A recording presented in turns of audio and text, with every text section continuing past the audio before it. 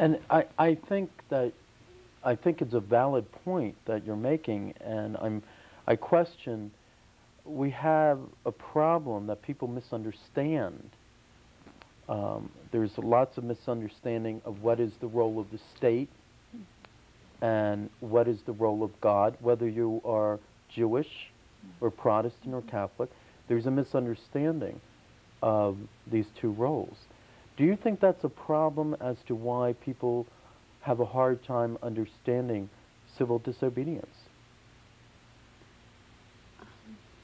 Yeah, I think they do. They like even in Nazi Germany, they put such a emphasis on authority, and that they had the right because they were given orders to carry out.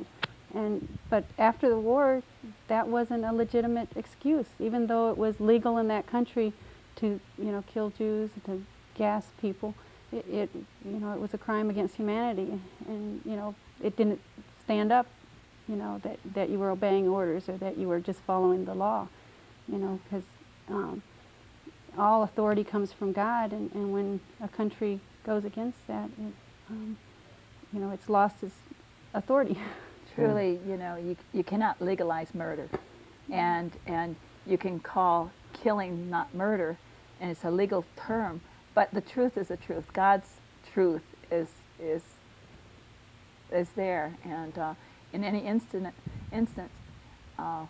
whether it's the baby, whether your color is your skin is the wrong color, no matter what, you cannot do that. And so we really truly believe that we're not breaking the law when we're upholding the law, actually. Mm-hmm. The law of the land is, our Constitution says, we all are created equal, And so when judges and when a state, when a government goes against what it's founded on, then truly we are trying to uphold the law.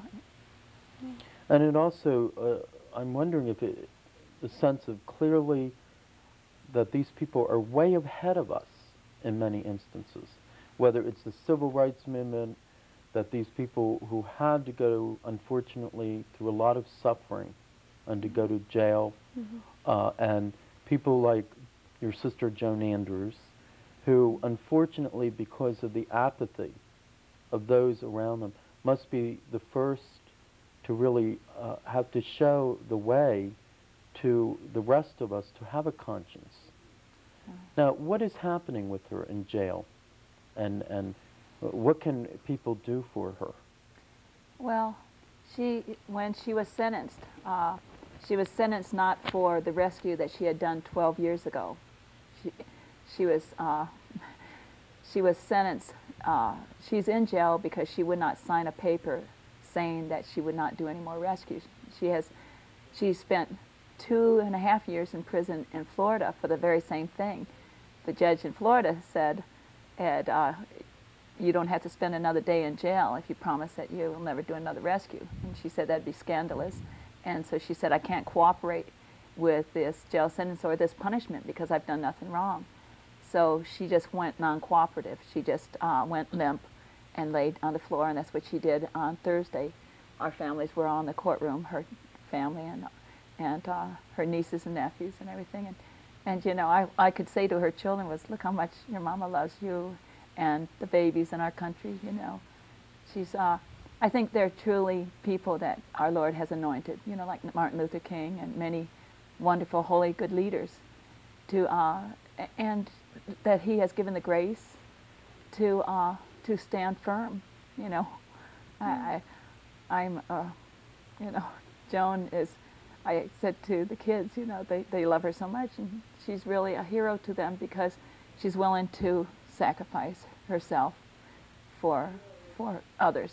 And it is a great sacrifice. It really is. People would wonder, now the sense of nonviolence. She has never hit anyone. Never. She has never destroyed property. No. And the other thing, they would say, well, what about these people who bomb clinics? Yeah. What would you say to that? I truly think that violence of where I don't material things, when you're killing babies, I you know, if no one is getting hurt, you know, I have a problem with thinking of destroying gas chambers. You know, if no one's there, to me that's not violent to a material thing. But where maybe someone would hit at somebody or it'd be violent, you know, I think it comes out of frustration. And I think that we as a Christian community, we as a church are responsible for those people, because if we acted in the beginning and said we will not as a church tolerate violence and killing of the unborn, you wouldn't have the frustration of people, you know, who just go off the deep end and can't take it anymore, where they'd actually even shoot at somebody. You know, it's our responsibility.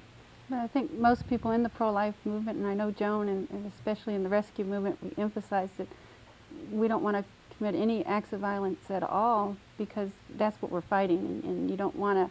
It just only goes higher and higher if you match violence with violence. And Yeah. so It we seems try and be that a way, totally doesn't it? peaceful, you know, and prayerful, and that it's really in God's hand in the end. So we put ourselves as the victims, just like the unborn, you know, between the babies and the murder weapons. You know? And in fact, I think we have seen historically, if we timeline the civil rights movement, timelined it with the amount of time it took for people to be treated equally, Yeah. to have opportunities. And if we had that, the same timeline with the pro-life movement, and we see in the history of the civil rights movement, firebombing, buildings being burned, you don't have as much Right. of the intensity that could be there. Oh, yeah. And certainly the same logic that, thank God, that many pro-lifers do not have, that if they would say the same logic in saying, I'm personally opposed to someone bombing a clinic, but I'm not going to impose my morality on someone else. Yeah, right. You know, this is just, it's unfortunate. And it's unfortunate that she has to suffer in a way that many human rights activists have had to do. Yeah. Yeah. And what is her prison life like? What is that like for her? I don't know now with this prison. I know when they non-cooperate, when she has before, they usually put them in solitary confinement. And because they don't want other prisoners doing what she's doing, and it could start everybody doing it. As a matter of fact, once when she was in prison, a warden asked me to come in. I thought she was going to release Joan. I was all excited. She came in and she said, Joan, if you don't start cooperating, she was sent out of Florida to Delaware so she could be near the family, and she said, if you don't start cooperating, we're going to have to send you back to Florida. And Joan said, well, you should not be cooperating with my punishment because I've done nothing wrong, and you're just getting your hands dirty in this whole mess. Florida wants to get rid of me. And the jailer said, well, we're being nice to you. We didn't sentence you to that. We know that Florida was wrong and has abused your civil rights and everything. So why don't you cooperate with us? And she said, I can't cooperate with anything that upholds the murder of unborn children. And if you would let me go, please let me go, so that I can save mothers and babies. But if you don't, then go ahead and send me back, because I won't cooperate. And of course, I was crying because I didn't want to be sent back, and I didn't want her to suffer anymore. And the jailer said, well, the warden said to me, well, convince her, you know, we want to help her, but she's passive, you know. If they wanted her to go someplace, they'd have to carry her, you know. And so she just was like an unborn baby, just always courteous, always loving, but just saying, I'm sorry, there are babies dying, I cannot walk over there. They ask her to walk someplace. And to make, even in prison, that people aware why she's in prison, you know, that it's because there are unborn babies that are being killed, and she loves the unborn babies, and therefore you're going to have to deal with her, either physically pick her up and move her, and they